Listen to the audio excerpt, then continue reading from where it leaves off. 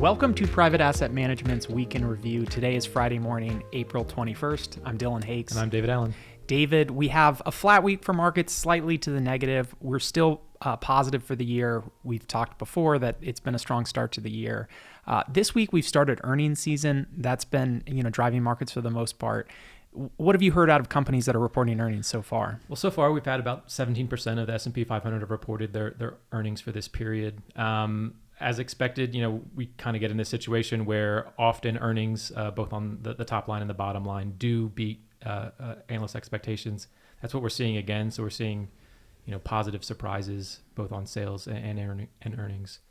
However, we are still seeing, pretty mid-single digit top line growth overall from the companies that have reported, but still a decline in EPS. So we're likely to see, maybe some better results than what we expected at the end of the first quarter, the first calendar quarter.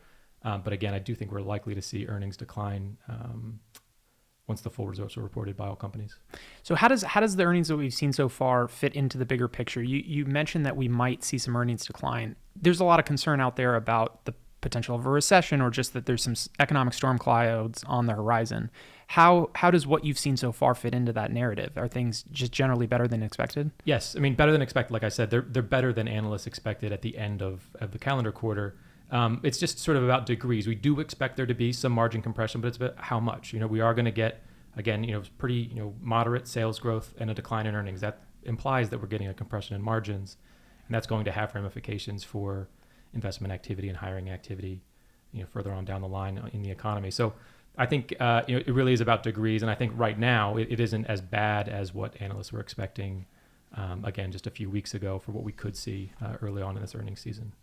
So turning to a related story for earnings, but companies that we're following, banks, and specifically big banks. This has been in the news. We've talked about it many weeks. We had some issues with smaller banks. What are we seeing out of the banking sector? Right. So the banks are among the first industries to report earnings every earnings season. It's welcome now because of all the regional banking issues that we've been seeing and the turmoil that's been caused there. It's been nice to get an update on their financials and hear from their management teams. In general, the large banks are seeing what we expected. They're seeing deposits flow in, having to pay very low cost for those deposits. That's really boosted their expectations for their interest income business over the rest of this year. It's been a good sign. Meanwhile, on the regional side, they are seeing deposit outflows. They seem to be slowing a bit, looking at some of the data that's coming out, but the deposits that they're able to keep, they're having to pay up for those costs of deposits. And so those deposits are becoming more expensive. That's compressing their margins. Really sort of a tale of two cities in terms of the banking industry. The larger banks are faring fairly well. The smaller banks probably have some more headwinds this year. So we talked about it previously that we liked some of these larger banks because of these deposit flows. What about the idea that the smaller banks may face additional regulatory scrutinies around what went on with Silicon Valley Bank and some of the other banks that failed? Is that going to be an advantage for larger banks going forward? Yeah, we saw some of that chatter coming out of Washington this week. Again, this talk about these banks that we thought were smaller and not systemically important. Clearly they were, because we had to intervene to protect depositors and things like that. So I do think the regional banks are going to be facing higher regulatory scrutiny. That means more costs for them. I think that creates the opportunity potentially later on this year for a bit of consolidation in the banking industry. If you're a bank that's having to pay more for your deposits, and you're facing potentially a significant increase in regulatory costs, you might look to find a buyer, be able to spread those costs over a larger business. So the other piece of news that we got this week, we got some news out of home builders, out of the building sector, real estate that's been in view for the better part of a year. What do we learn this week from home builders? Yeah, so home builders have also started to report, and they're actually one of the sectors that's reported the biggest top line surprise, the biggest surprise on sales growth so far this quarter is consumer discretionary, which includes home builders. Home builders they had a tough year last year. The S&P 1500 index, which is a larger index of large and small businesses. The home builders within that index were down about 25% last year. And so, it's been a rebound this year, however, and a lot of that's based on the expectations for lower interest rates later on this year. That should bring down mortgage rates, improve affordability and demand for new homes. But in addition to that, what we're seeing is very, very low inventory in the existing home sale market, something we've talked about, many weeks in the past. what that's causing is, home builders have all the inventory that anyone who wants to buy a home has. We don't expect there to be a big boost in existing home inventory because of most homeowners being locked into very low interest rate mortgages right now. And so they're staying where they are, and new home inventory is where it's at for home buyers. And so I think there's a lot of demand there. And that's really what we're seeing as these home builders are reporting this quarter, and management is sharing their outlook for the rest of the year. I think this is an important note to revisit for clients and just sort of explain a little bit. We talked about it for the better part of a year, this dynamic where when interest rates rise, we have mortgage rates that have jumped dramatically. All of existing home buyers, many of our clients that have a mortgage, between 2.75 and 3.5%. They're highly incentivized to stay where they're at. It would, for them to trade and get a new mortgage at 7%, doesn't make a lot of sense. And so they're likely going to stay put. And as a result, what we've seen, and I think, the data that we've looked at over the last couple of months, inventory is incredibly low.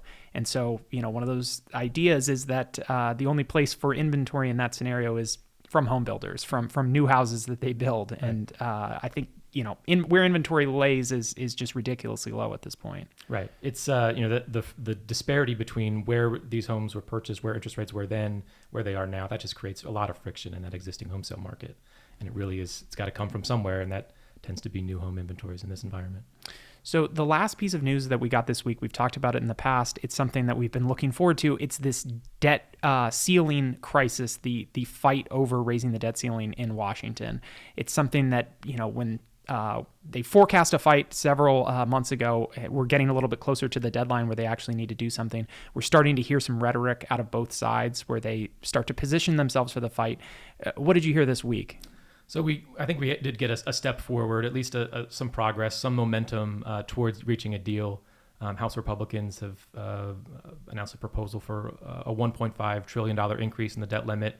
Attached to that, however, is some reductions in discretionary spending and some additional work requirements for some government programs to be eligible for those benefits. And so, it's those sort of add-ons to the increase in the debt ceiling are non-starters for both the White House and the congressional Democrats. And so it doesn't look like this bill is going to be the one that passes, but it does represent a starting point for further negotiations. Where is your opinion? And I know as difficult it is to predict where markets are going to go, predicting politics might even be a harder game.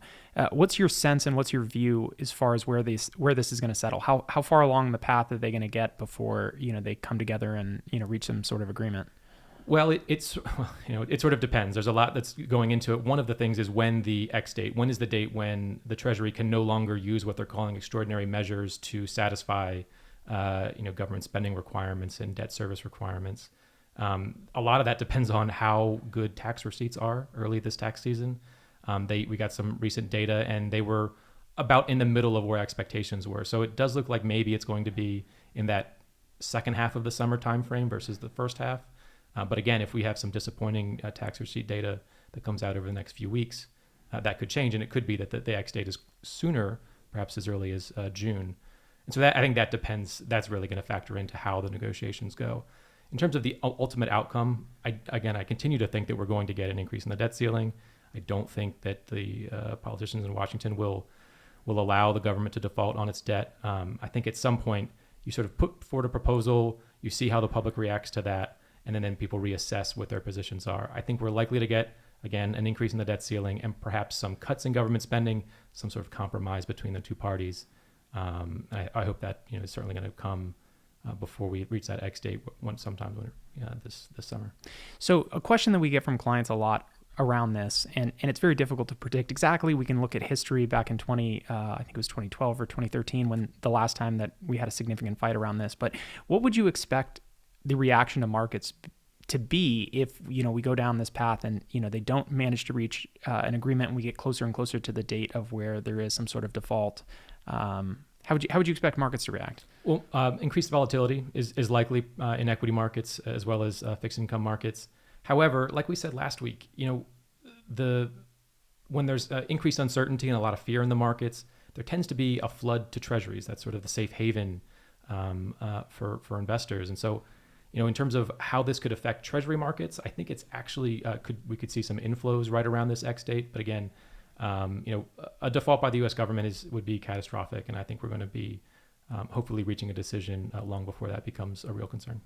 What do you think about the idea? And one of the things that we've talked about with clients is that, this is a very well telegraphed problem that we have in the future. Markets are able to digest it to some degree well ahead of the time. We don't know how the outcome is going to be, but it seems like there's a possibility that equity markets may not quite respond as negatively as people maybe fear, just because it's a known fear, ahead of time. Markets are able to digest it. They know that it's not a permanent problem. Sure. What do you think about that? Yeah, it's certainly not a surprise, right? I mean, Right. we have we've known about this issue since the last time we increased the debt ceiling, and that it could potentially cause some problems. So, it's not going to be a surprise. Something like the pandemic was something that came out of nowhere, it seemed, and all of a sudden financial markets are trying to digest that data very quickly. We're going to have some time to work that through, and the people making the decisions are going to be seeing what's being reflected in markets and sort of incorporating any turmoil we're seeing in financial markets into their decision making also. So we're going to have a pretty smooth flow of information between markets and politicians, I think. Absolutely. So turning from this week to next week, what do we have on the agenda for next week? So in addition to more earnings, we really continue to see more sectors, more businesses in different industries reporting next week. We do have a bit more on the economic side to work through, including our first look at first quarter GDP. That'll be interesting. We're looking at growth somewhere between right around 1.5% is our consensus estimate right now. There are some other measures, some quantitative measures that are actually quite a bit higher than that. So perhaps some upside to the consensus estimate for that first quarter GDP report. And then on Friday, we have personal income and spending, which includes PCE inflation, which is the Fed's preferred measure. So that's certainly going to be a one that we're watching closely to see if that might change the outlook for monetary policy at that next meeting in May. I agree. I think that the PCE, the inflation data that we'll get next week, will probably be the big report that everybody's going to be paying close attention to. We do have a Fed meeting coming up in a few weeks that people are questioning what they're going to do, and I think that the more inflation data we get, the more certainty we'll have on what decision they're going to make. Sure. I want to thank everybody for joining Private Asset Management's Week in Review. We'll see everybody next week.